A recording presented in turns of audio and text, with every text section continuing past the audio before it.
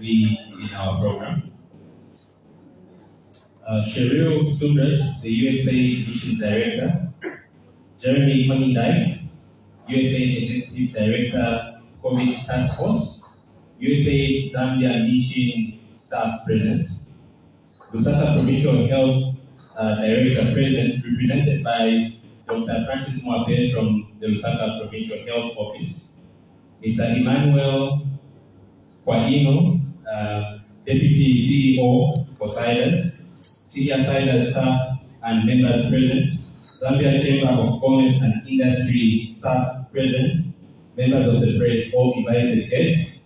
Ladies and gentlemen, I welcome you all to this wonderful function where the USAID Mission, with the implementing partner, the Center for Infectious Disease and Research in Zambia, the government through the Provincial Health Office and the private sector get to interact with one another and with the press, discussing the support the United States of America has been giving our country to help us fight the COVID-19 pandemic, particularly highlighting the support that CIDRZ has played in this particular fight. In a special way, also allow me to welcome Jeremy Konindai and the other USA officials from the US to our lovely country. I'm sure you enjoy your stay here, and we're glad to host you to this lovely function. I am your Master of Ceremonies, Lungaziko. I'm the Chief of Party for the USAID Tuberculosis Local Organization Network, or the TB-LON. So the USAID TB-LON project was the first USAID-funded project implemented by the Center for Infectious Disease and Research in Zambia. This is a 5-year USAID-funded project that supports the prevention, care, and treatment of TB in 9 districts in Lusaka and southern provinces. The project received additional funding from the United States Agency for International Development to support the country's COVID-19 response. This support has been countrywide, and the overall objective has been to improve vaccine coverage, clinical management of patients with COVID-19, and recently to support surveillance through strengthening genomic sequencing systems. This has been achieved mainly by the recruitment of frontline staff to support vaccination and case management, capacity building of these staff to manage these COVID-19 patients, procurement of high-quality medicines and medical equipment, and supporting vaccination outreaches and workplace vaccination through collaboration with the Zambia Chamber of Commerce and Industry and its affiliates. Please join me now to welcome Mr. Emmanuel Kwaino, the Deputy Chief Executive Officer for CIDRZ, to come and give his remarks. A round of applause.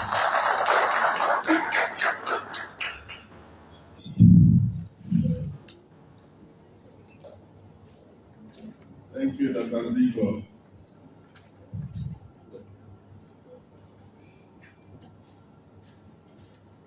USAID Executive Director, COVID Task Force, Mr. Jeremy Konindai. The Mission Director, Ms. Cheryl Stambras. Representative from the Lusaka Health Director's Office, Dr. Francis Mwape. The Chief Executive of the Zambian Chamber of Commerce and Industry, Mr. Phil Daka. USAID Zambia mission staff members that are present here. Members of staff from the Provincial Health Office that are present. CIDRZ members of staff that are present. Members of the press, distinguished guests, all protocols observed. I'm really honored to be here to welcome you all to this event, which really reflects the recognition that CIDRZ's efforts in research by our key stakeholders towards making Zambia and a region in which all people have quality healthcare and enjoy the best possible health outcomes. As a recipient of 3 different USAID grants over the last 2 years, USAID has partnered with Zambia, with CIDRZ, and we are really extremely grateful to Mr. Konindai for coming from the US and visiting us, seeing what we're doing. Dr. Zuko has made reference specifically to TB-LON, which is really the reason why we're here. But we have also received funding from USAID for the USAID Empowered Children and Adolescent Program. I think we all went through the tent outside. And this is a program that is focused on the well-being of vulnerable children affected by HIV and AIDS. We also have a program that we started in December last year called USAID Checkup, which really is a program focused on key populations and population groups that are underserved in the fight against HIV and AIDS. Let me spend a bit of time talking about TB Long, which is why we're here. When this program started, it had some objectives really to accelerate the widespread, equitable access and delivery of safe and effective COVID vaccinations as part of the program to really improve vaccinations and try and see how it is integrated for people that are TB patients but that have comorbidities with COVID. And also to reduce the morbidity and mortality from COVID and mitigate transmissions and strengthen health systems, including to prevent, detect, and respond to the pandemic. With this funding on TB Long, CIDRZ, with USAID's help, have been able to really work with various stakeholders and provided the following services: vaccination support, where we have been working hand in hand with the provincial health offices in Southern, Lusaka, and Northwestern provinces to increase access to COVID vaccines. In order to enhance workplace vaccinations, we also partnered with the private sector through the Zambia Private Sector Alliance to develop TB workplace policy. Through this MOU, CIDRZ and the Zambia Private Sector Alliance have embarked on a strategy to provide vaccines to employees at no cost. This strategy fosters employees' access to vaccines but will bring the vaccines literally to their doorstep in the workplace. Secondly, this funding has enhanced bedside care for COVID patients. The project has contributed to increasing the capacity of frontline workers treating COVID patients by employing 170 short-term nurses who were deployed in various parts of the country to provide care. These nurses have been stationed in various health facilities in Southern Province, Lusaka Province, and the Upper Belt Province.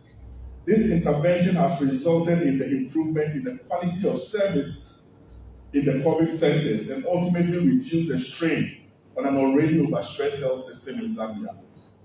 Thirdly, through the supply of high quality medicine and medical supplies, the project has procured and supplied the Ministry of Health with high quality medicines, oxygen delivery instruments, selected medical equipment, PPEs, and waste management supplies.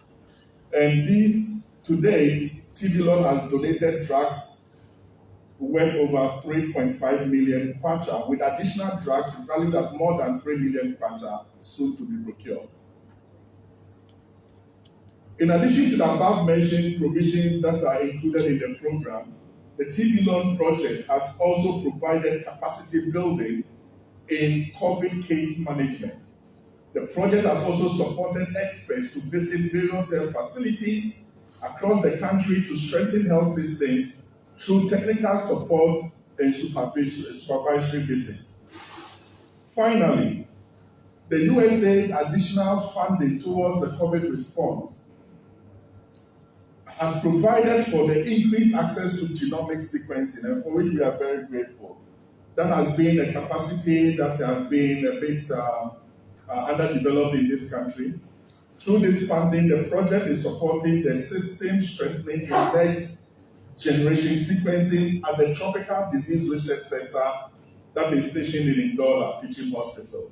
This project is supporting the procurement of reagents for the genomic sequencing, as well as the procurement of equipment for the sequencing itself. It has embarked on the procurement of various supplies worth over 5 million kwacha. I almost said dollars. 5 million kwacha. And to top it off, CIDRZ, through this project, has committed to support the CIDRZ at the Ndola Teaching Hospital to improve the transportation of samples from the health facilities to the laboratory. At this point, I want to specifically really express our thanks to the United States Agency for International Development towards this COVID response. We are extremely grateful for the generous gesture, and we pledge to work extra hard to ensure that we play our role in contributing to the fight against COVID-19 in Zambia. With these few words, I just want to say thank you for trusting CIDRZ. It's a credible organization of 1,400 strong, with good systems, good governance, and good management. And we are thankful that you saw us fit to trust us with these resources to manage for the benefit of the people of Zambia. Thank you very much.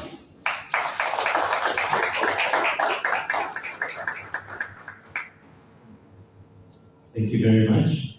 At this point, let's welcome Jeremy Konindai, the Executive Director, USAID COVID Task Force. A round of applause.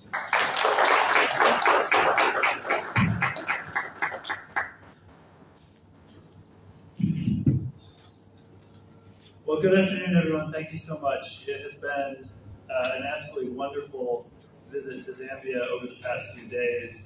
We are hugely impressed with what we've seen. First, I want to thank CIDRZ for hosting us today.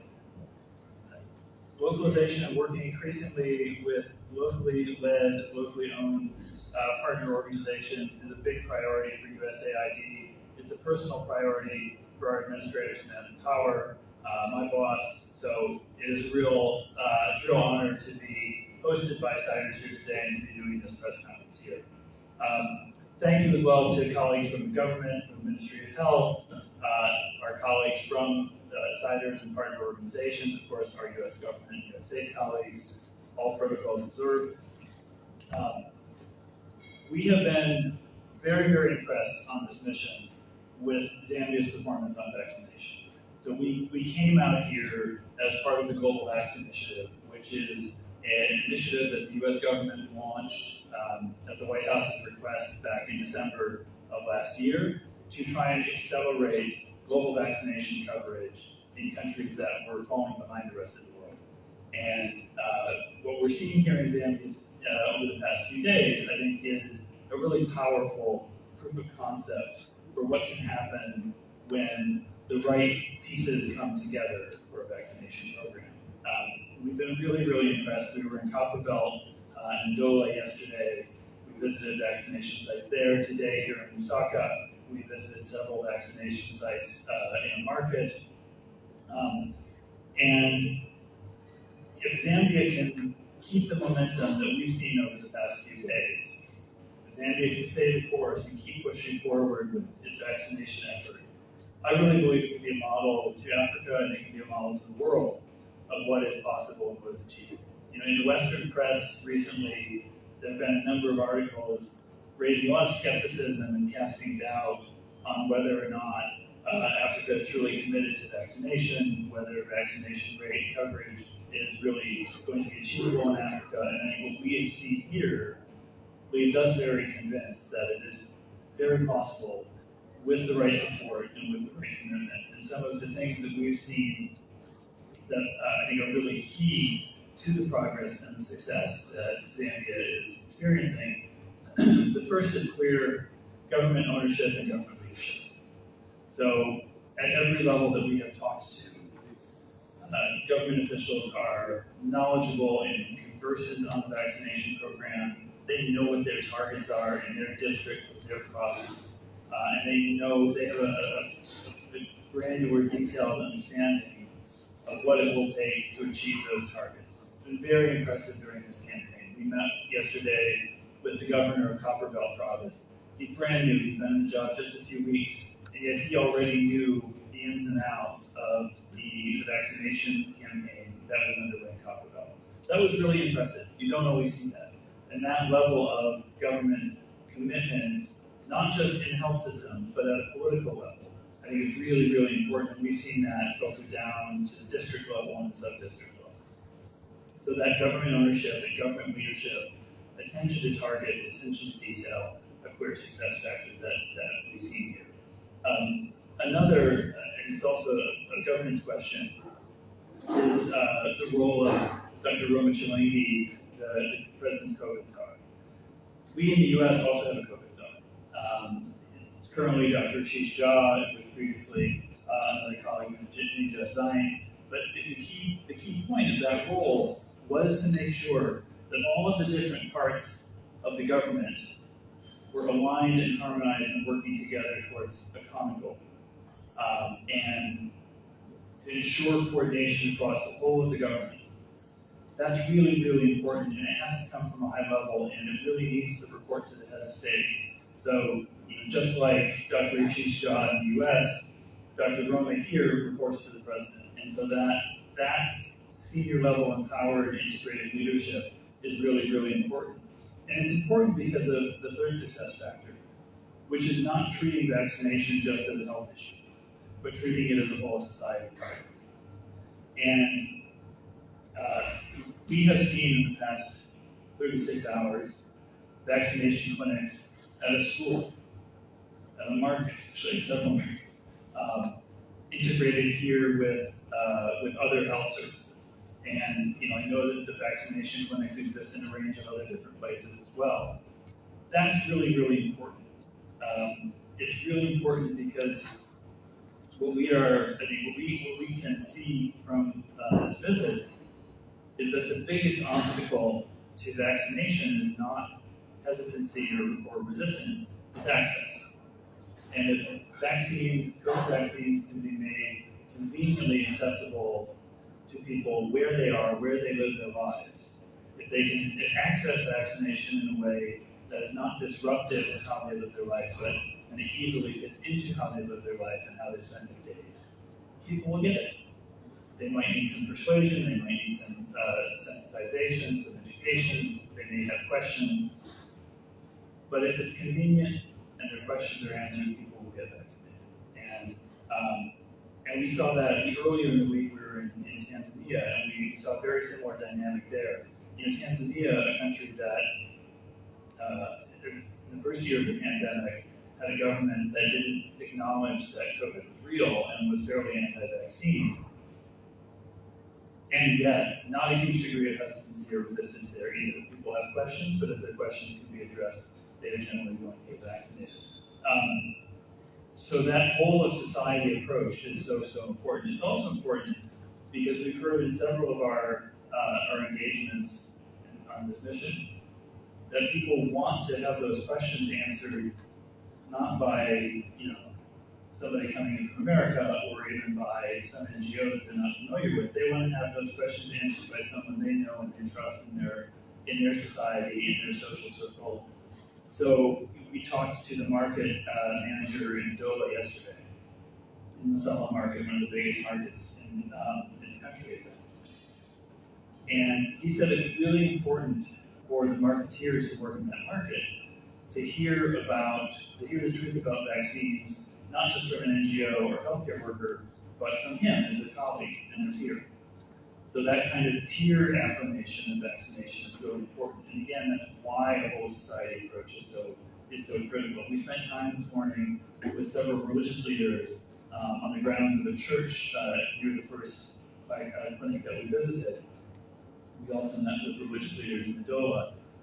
They also said, they are trying through their services and with their congregations and their peers to give vaccine affirming messages because again, people need to hear it from those that they trust. And when they hear pro-vaccine messages from people they trust and people they know, then there's not going to be much hesitancy.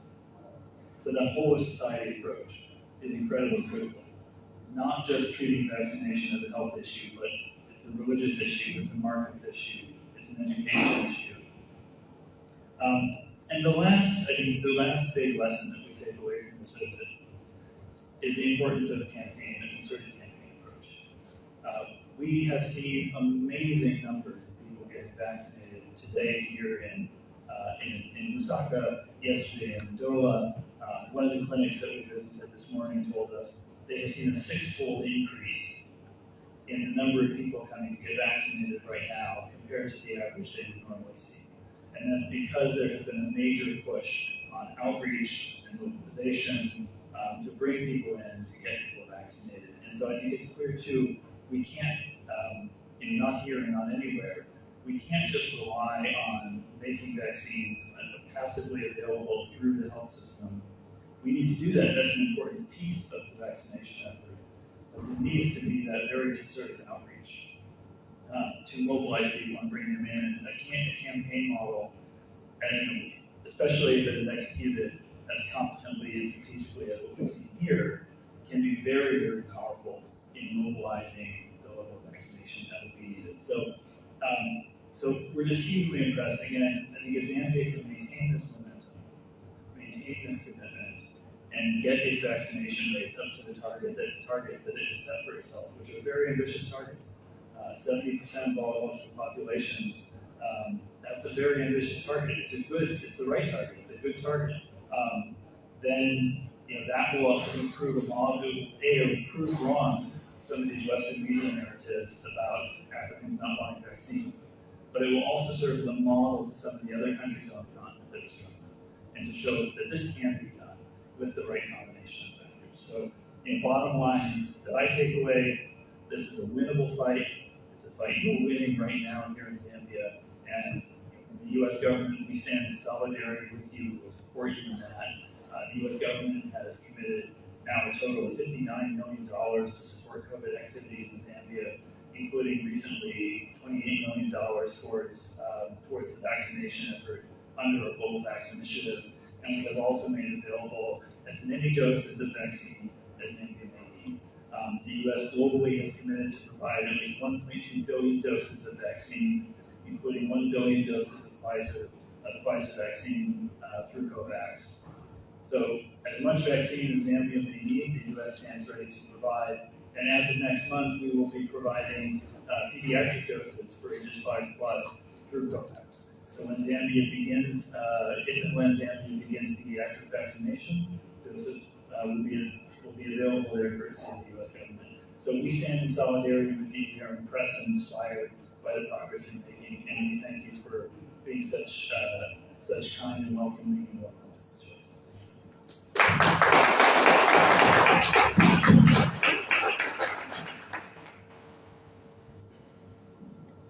Thank you very much for those remarks. Lastly, the success that Zambia has enjoyed in the COVID response would not have been possible had it not been for the leadership shown by the government through the Ministry of Health. And I'm happy to introduce Dr. Francis Mwape, who is representing the Provincial Health Director from the Osaka Provincial Health Office, who's going to come and give his remarks. Thank you.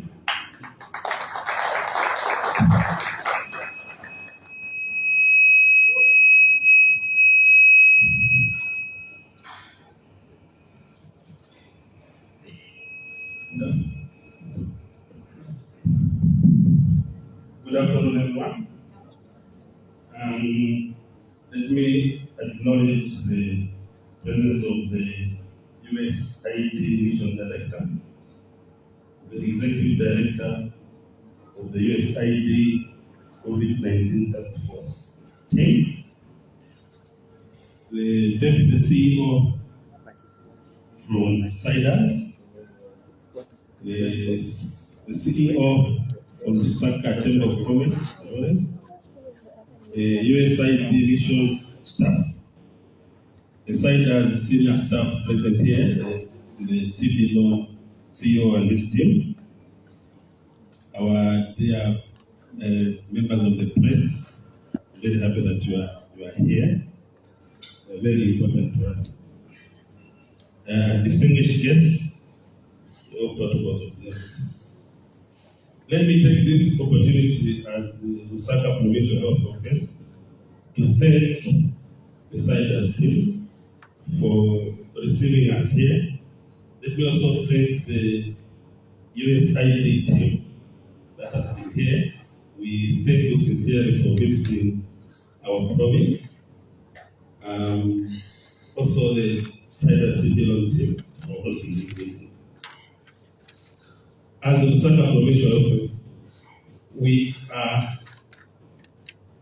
we have an enormous task to ensure that our population of 3.5 million people is kept healthy.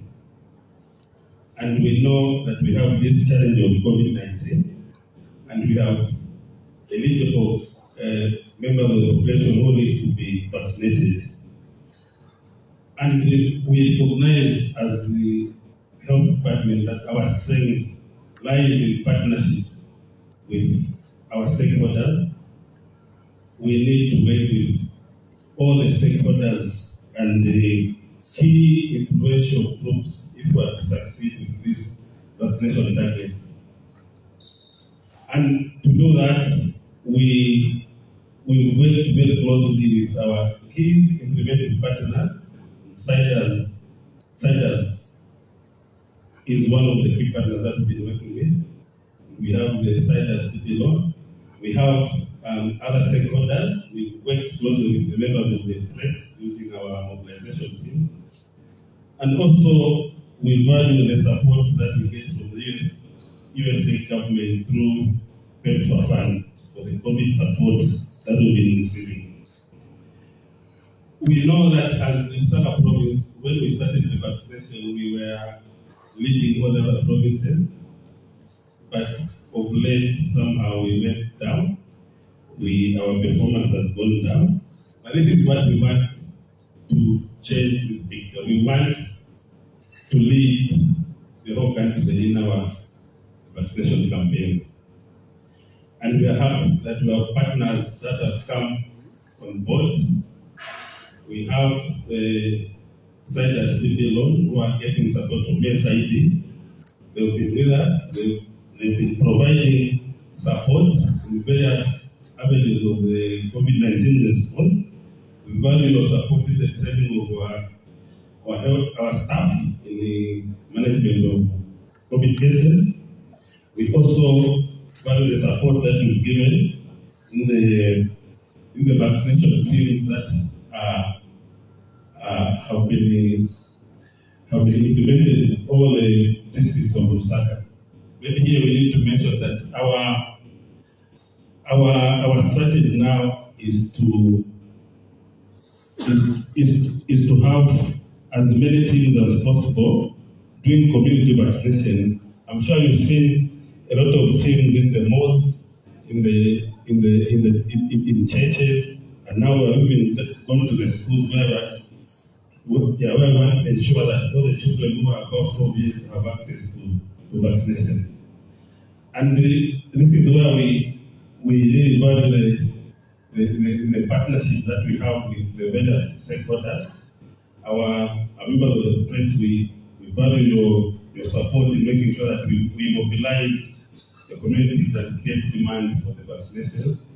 I know we've involved a lot of ministries, line ministries. Maybe we need to do a lot more with the business community, but we know there are a lot of business houses that are working with us. But seeing that we have the CEO for the Chamber of Commerce, maybe it's something that we'll take it up as the Lusaka province to make sure that we improve our coordination and also working together. The key message for us now, and also to the members of the press, is that please let's try to demystify the negative views that are coming against the COVID-19 vaccine. And we know from our experience, when we go to churches, people are saying, once you get vaccinated, you are getting the 666 stamp on your arm. So let's make sure that all those negative messages are removed. We have engaged students from the universities and colleges so that we have a lot of social media activities that will improve the image of the COVID-19 vaccination. So as we move forward, we'll continue to strengthen our partnerships and collaboration with our stakeholders. Maybe let me mention here that we do hold every day we hold meetings at 8 hours where we look at the successes that we are doing with the vaccination. Maybe we invite a lot more people so that you get to know what you are doing and what challenges you are facing so that you can be part of the solution. Thank you so much.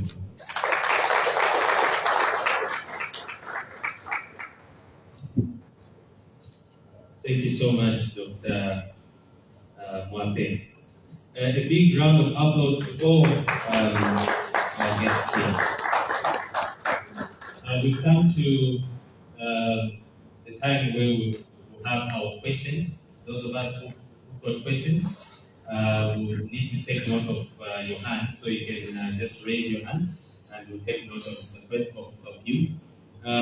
Let's stick to the subject, which is COVID-19, particularly vaccination.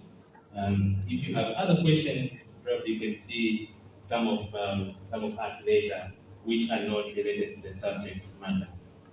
We can pick some questions. Any of us who have questions, raise your hand.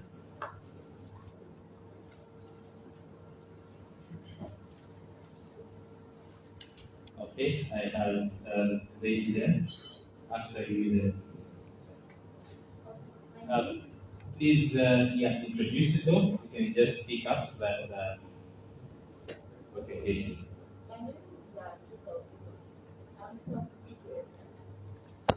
I would like to know, of course, you have mentioned of 59 million dollars that has been set aside just to combat further spread of COVID-19.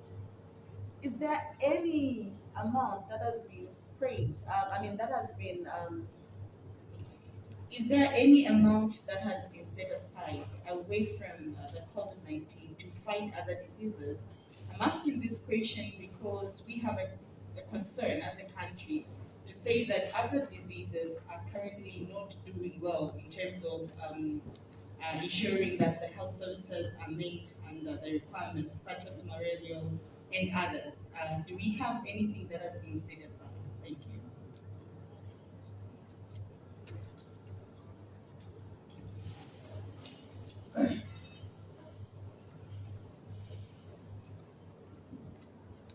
Okay. My name is Matthew Malazinga from Capital. This question is directed to Task Force.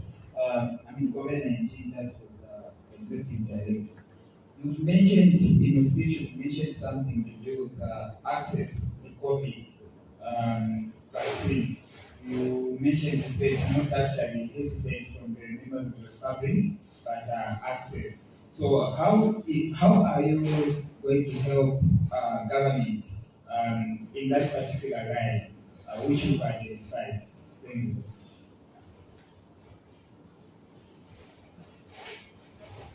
Do you have another question? Because of time, we'll probably just allow one last question. Okay, my name is Intan Kani, I work for Zanis. I would like the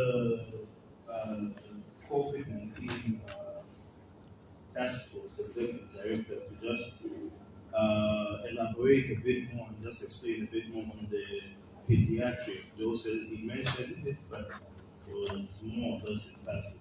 Maybe he could just expand more on that.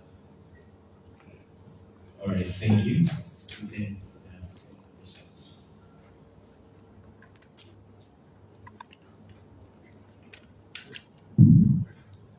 All right, I'll take those maybe in reverse order. And thank you for those questions. So on pediatric doses, right now, Zambia's policy is to vaccinate from ages 12 up. The only dose that's currently available for ages 5 to 12 is a special formulation of Pfizer. Right now, that's not yet available to Zambia, and Zambian policy does not yet approve that for use. And so ultimately, I want to just stress first, it is the Zambian government's decision whether and when to begin vaccinating that age group. I don't want to be not pushing any sort of decision that would be the government's decision, obviously. If and when the government decides to begin vaccinating in the 5 to 11 age group, The U.S. is beginning to make pediatric doses available through the COVAX facility, which is the global facility for providing free COVID-19 vaccine doses to countries like Zambia. We will begin supplying 5 to 11 pediatric doses starting from next month.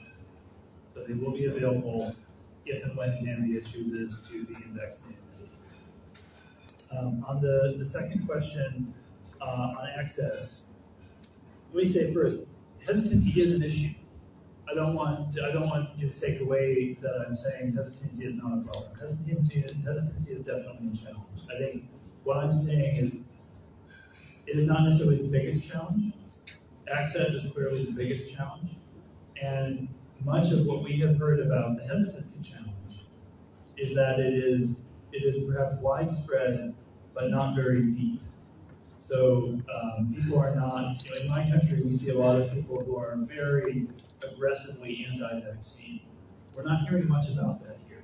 What we were hearing is more that people have questions, they may have some skepticism, but with the right sort of engagement and information, when they have provided the real information, they're persuaded. And that is an important part. So I'm not saying don't do hesitancy work. Absolutely, hesitancy work is important, but it's also an achievable objective. In terms of what the U.S. government is doing to support access, so it's things like what I talked about. So the campaign that is currently underway in the country is being supported with some of the funds that I referenced from the $59 million. So we are working through partners like our partner here, like CIDRZ, like TV Loan, as well as partners like the Discover Health Initiative out in Ndola and Copperbelt, to provide some of that access support, to set up temporary pop-up clinics in places where people in markets and in schools and places where people can go to get vaccinated. We are providing funding for some of the outreach and the education and the awareness raising activities. So our funding is going towards exactly those kinds of access activities. And then to the first question, I'll ask Cheryl to say a word on this too. The U.S. is absolutely providing support to a wider range of health needs here in Zambia beyond COVID-19. So of course, the place we are right now is a clinic that provides more comprehensive health services, including in particular TB services. And we have a long history here of supporting TB services, supporting HIV/AIDS services, maternal child health services, and a range of other health needs beyond COVID-19. And what we're trying to do with some of our additional COVID-19 money is make sure that those other health services can continue without being diluted or compromised, while also ensuring that the COVID-19 fight can move forward. Because if there were not additional money, it would be hard for the health system to fight a pandemic while doing all of the normal work that it needs to do on a day-to-day basis. So the extra money that we're providing, we hope, helps to enable the health system to do its baseline core day-to-day work that it did before the pandemic and will have to do for years after the pandemic, but also fight the pandemic at the same time. Sure, we want to say. Yeah. Thank you so much. I appreciate that question because indeed we are worried about the general health and welfare of Zambians. So just to reiterate, the U.S. government is the largest donor in the health arena. Every year we provide more than $450 million for health in Zambia. We do so in partnership with the Ministry of Health and under the leadership of the Ministry of Health. So nothing we support isn't directly in the strategy developed by the government of Zambia.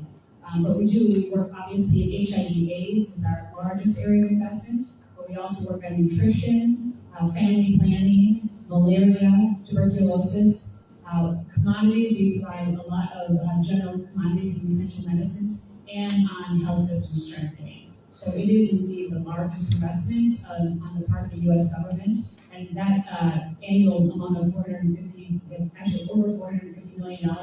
That is in addition to the money that Jeremy referenced in what we've done on COVID over the last year and on an ongoing basis. So thank you for that. Thank you very much for those questions. Unfortunately, we've come to the end of the program. We've run out of time, But I just want to thank our delegates from the USAID, the US, and the Zambia mission. We really appreciate you coming to interact with us and to see what support we've been offering through your funding. And I also want to thank the guests that are present, the private sector, represented by the Lusaka Chamber of Commerce and Industry, Zambia Chamber of Commerce and Industry, the friends, and all the guests. It has been a lovely time that we have interacted, and we hope that we can continue interacting and helping the people of Zambia attain very good health. So with that said, we have come to the end, and thank you. Have a good day.